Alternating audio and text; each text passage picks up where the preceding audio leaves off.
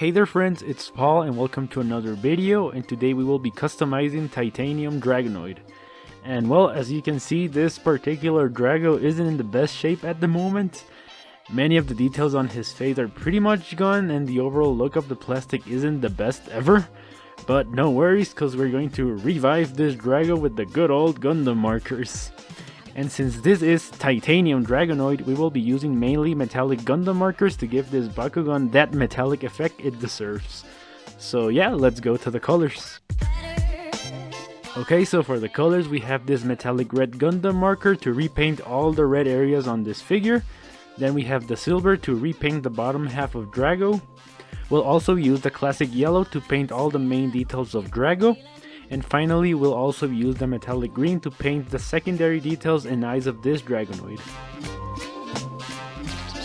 So first up, we will begin this painting process by basically recoloring all the red plastic of Drago with the metallic red.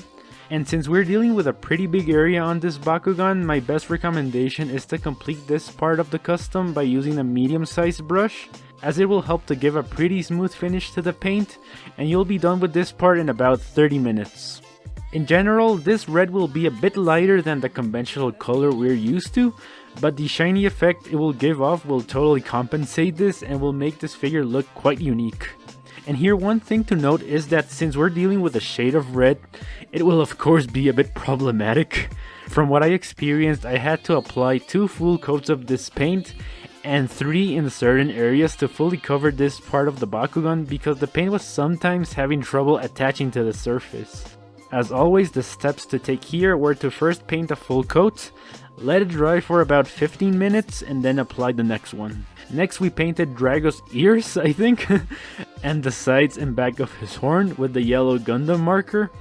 I decided to use this version of the color because it's way more vibrant than the metallic yellow, and it really helps to make all details stand out more, and it looks more show accurate. And here the technique applied was the light taps of paint one, using the super mini brush.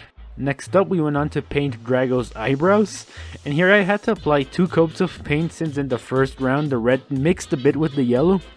I let it dry for a bit and then applied the second coat.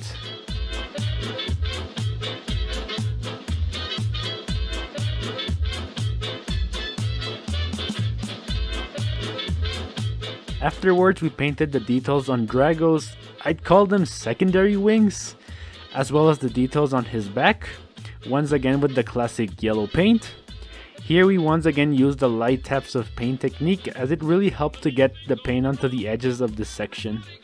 And well, here a bit of the paint went over onto the area that was supposed to be red, but no worries here as we'll repaint those parts in a bit. And here we are going to repaint those mini mistakes with the metallic red.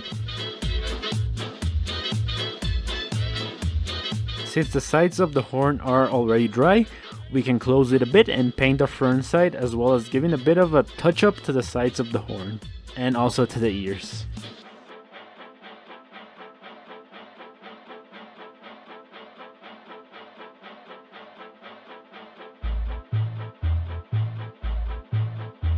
Okay, so here my phone decided to act weird and it didn't record the part where I colored the details on the main wings. So here's how they ended up looking, as well as the yellow details in general.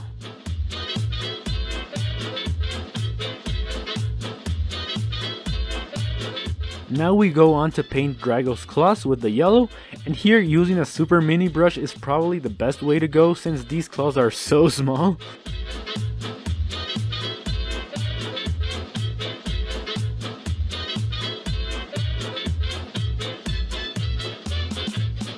Next we painted Drago's eyes and diamond core details using the metallic green marker, and here the light taps of paint method was the best option to use, since it helps to spread the paint quite effectively on this small and somewhat difficult to reach areas. Apologies here if the clips aren't in focus, but I had to hold Drago on some weird angles and the camera didn't want to focus at times. To finish the top half of Drago, we painted those 2 silver details on Drago's chest, kinda like his little vest. Here the red paint was acting a bit problematic as it was mixing with the silver one. Since this happened, I had to apply the first coat, let it all dry, then go on and apply 2 more.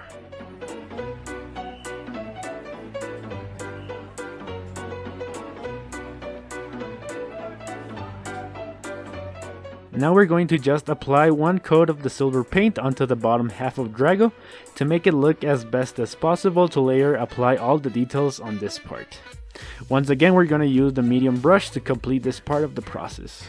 Okay, so as you can see here, I painted in all those yellow details on the bottom of Drago.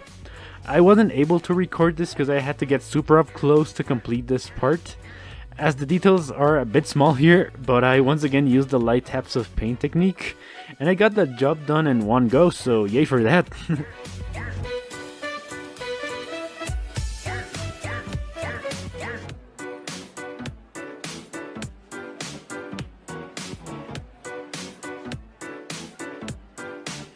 And to finalize this custom, we will paint the last details on Drago's feet with the metallic green and the classic yellow paints, and yep, we're pretty much done here.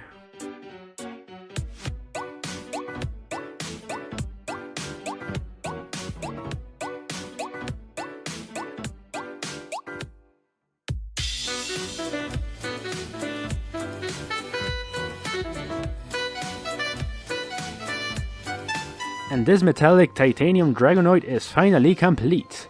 And I'm very pleased to say that I was able to restore this Drago to his former glory, and to make him look even more badass with my take on his anima colors, which is always a win. In some cases, when a Bakugan or figure in general isn't in the best shape, people tend to just forget about them and just put them to the side, but I'm pretty much the opposite. I think that all Bakugan and figures deserve some love, no matter their condition, and in my case, like with this Drago, I always try to give figures a second life by restoring them. So yeah, my friends, this has been the video customizing Titanium Dragonoid. Hope you enjoyed the video, and if you did, don't forget to drop a like and share your thoughts in the comments. Also, don't forget to subscribe to the channel. Thanks for watching this tutorial, and yep, it's been Paul, and I'll see you in the next video.